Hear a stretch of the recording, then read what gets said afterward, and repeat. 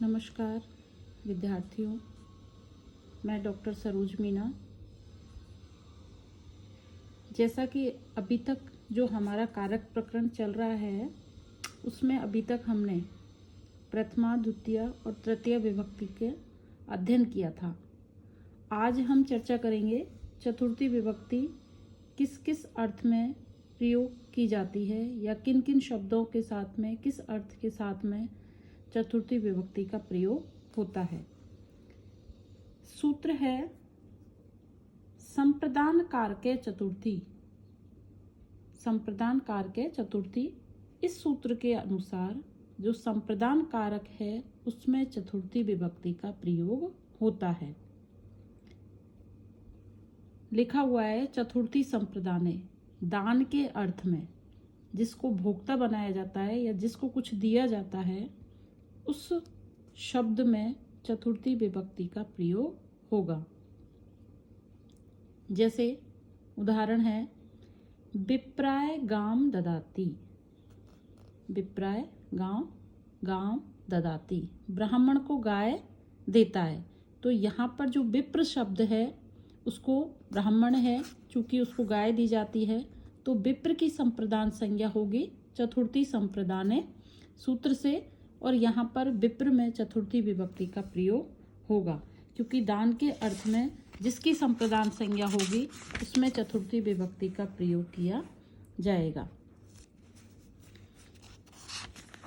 एक अन्य सूत्र भी है, वार्तिक है, क्रियाया यम अभिप्रति सो अपि संप्रदानम, अर्थात कर्ता क्रिया के द्वारा जिसकी ओर विशेष रूप से उन्मुख होता है वह भी संप्रदान संज्ञक होता है। कर्ता क्रिया के द्वारा जिसके प्रति उन्मुख होता है या जिसके साथ संबंध होता है उसकी भी संप्रदान संज्ञा होगी। जैसे उदाहरण दिया है पत्ते शेते, तो यहाँ पर पत्ते में संप्रदान संज्ञा होकर चतुर्थी विभक्ति का प्रयोग होगा। उसी प्रकार से एक अन्य वार्तिक है यजे कर्मणे कर्ण संज्ञा संप्रदानस्य च कर्म संज्ञा, कि यज धातु में कर्म संज्ञा होगी किंतु संप्रदान के अर्थ में यज धातु होने के कारण चतुर्थी विभक्ति कर्ण संज्ञा भी होगी। कहने का तात्पर्य है कि यज धातु के साथ कर्म को कर्ण कारक होता है और संप्रदान को कर्म। जैसे पशुनाम रुद्रम यजते, पशुनाम रुद्रम यजते, पशु रुद्राय ददाति इत्यर्थ है। यह वाक्य जो पशु रुद्राय ददाति का समानार्थक है, तो रुद्र के लिए पशु को देता है। यहाँ पर जो संप्रदान संज्ञा है रुद्र को कर्म संज्ञा होगी और पशु नाम कर्म, पशु को कर्ण संज्ञा होगी। तो जब कर्म संज्ञा होगी तो कर्त करने सूत्र से द्वितीय होगी, और जब संप्रदान के अर्थ में होगी तो यहाँ पर चतुर्थी विभक्ति का प्रयोग किया जाएगा।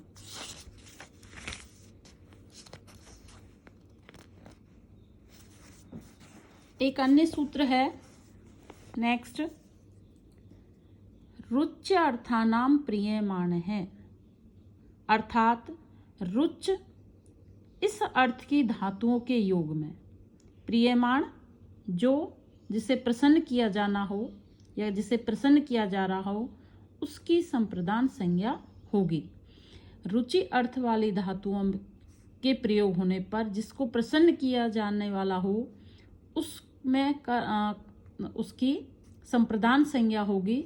जैसे उदाहरण दिया है हरये रोचते भक्ति, हरि को भक्ति अच्छी लगती है। तो यहाँ पर जो प्रियमान है रुचि अर्थ में, रोचते यानी कि रुचि अर्थ में जो प्रियमान है वो हरि है, तो हरि की संप्रदान संज्ञा होकर चतुर्थी संप्रदान सूत्र से हरि में चतुर्थी विभक्ति का प्रयोग होगा। आगे देखिए, इस प्रकार अनेकों उदाहरण इसमें दिए हुए हैं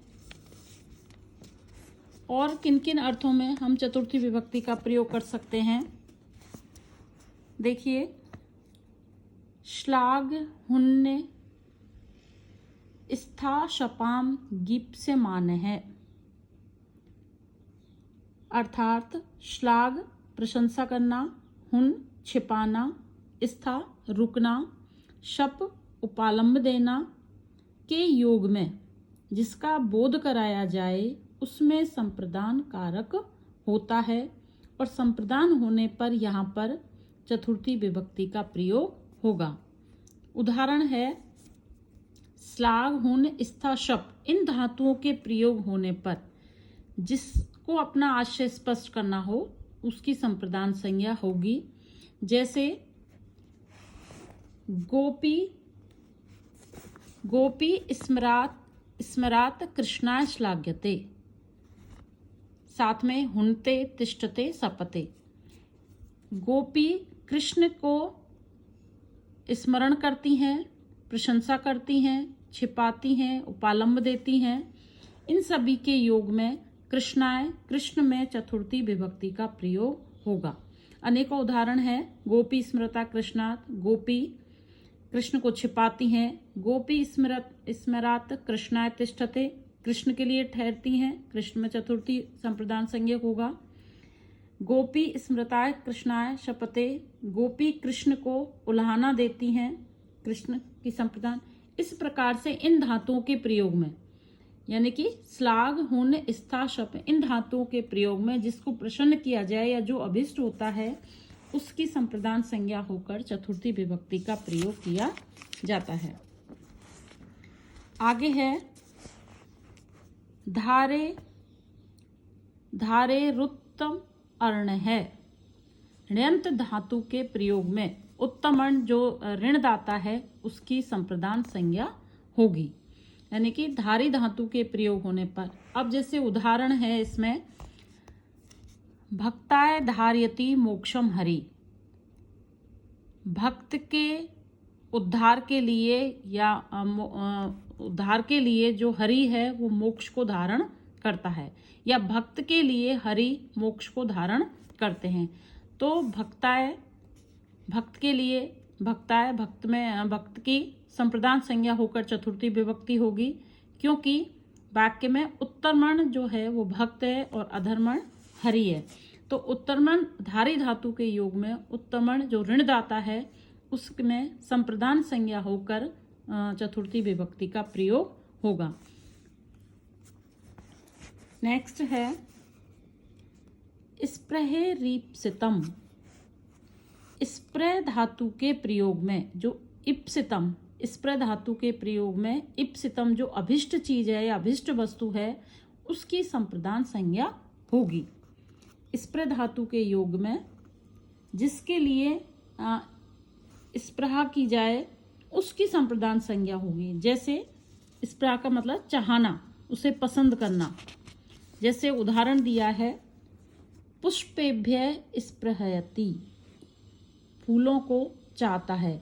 तो चाहने की जो क्रिया है, जो स्प्रहा जो धातु का प्रयोग है वो पुष्प के अर्थ में किया गया है, और इस कारण से पुष्पे की संप्रदान संज्ञा होकर चतुर्थी विभक्ति का प्रयोग होगा।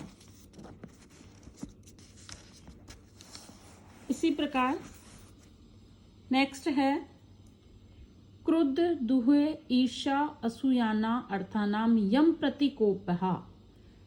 क्रुद्ध, द्रोह, ईर्षा, असूया, इन धातुओं में यम प्रतिकोप है, जिसके प्रति क्रोध किया जाए उसकी संप्रदान संज्ञा होगी, और संप्रदान संज्ञा होने पर जिसके प्रति क्रोध, ईर्षा, द्वेष आदि किया जाता है उसमें चतुर्थी विभक्ति का प्रयोग होगा।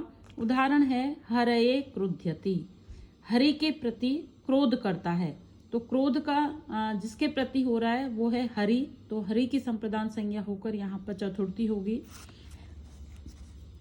और भी उदाहरण हैं इसमें, जैसे हरये क्रुध्यति, हरये द्रुयति, हरि से द्रोह करता है, चतुर्थी है। हरे ईष्यति, हरि से ईर्ष्या करता है। हरे असूयति, हरि से असूया करता है। तो जिसके प्रति, तो यहाँ पर इन सब जो ईर्ष्या, क्रोध आदि के जो कारण है वो हरि है, इस कारण से हरि की संप्रदान संज्ञा होकर चतुर्थी विभक्ति का प्रयोग होगा। अब आगे है क्रुद्ध द्रुहे उपसृष्टयो कर्म है। यदि क्रुद्ध और द्रुहु धातु उपसर्ग पूर्वक यदि इनका प्रयोग होता है तो फिर जिसके प्रति क्रोध किया जाए उसकी कर्म संज्ञा होगी। जैसे अभी तो बताया था कि क्रुद्ध और द्रुह धातुओं के होने पर जिसके प्रति क्रोध किया जाएगा उसकी संप्रदान संज्ञा होगी, लेकिन यहाँ इस सूत्र के माध्यम से ये बताया है कि यदि ये धातु उपसर्ग के साथ में प्रयोग की गई है तो फिर यहाँ पर संप्रदान संज्ञा न होकर कर्म संज्ञा होगी। जैसे क्रूरम अभिक्रुध्यति, यहाँ पर क्रुद्ध धातु में अभि उपसर्ग लगा हुआ है और इस कारण से क्रूरम में कर्म संज्ञा होकर कर्मणि द्वितीया से द्वितीया होगी। यह आपको याद रखना है कि यदि धातु के साथ में क्रुद्ध और द्रुह धातु का प्रयोग होगा तो वहां पर संप्रदान संज्ञा न होकर कर्मणि द्वितीया से कर्म संज्ञा होगी। आगे उदाहरण है राध ईक्षयो यस्य भी प्रश्न है कि राध और ईक्ष धातु के योग में जिसके विषय में भी प्रश्न पूछा जाता है उस कारक को संप्रदान संज्ञा होगी। कौन कौन सी धातु? राध और ईक्ष। जैसे उदाहरण है कृष्णाय राध्यति ईक्षते वा, कृष्ण के विषय में पूछे गए प्रश्न या कृष्ण के विषय में राध और ईक्ष इन धातुओं के प्रयोग होने पर कृष्णाय कृष्ण की संप्रदान संज्ञा होकर चतुर्थी विभक्ति का प्रयोग होगा। नेक्स्ट है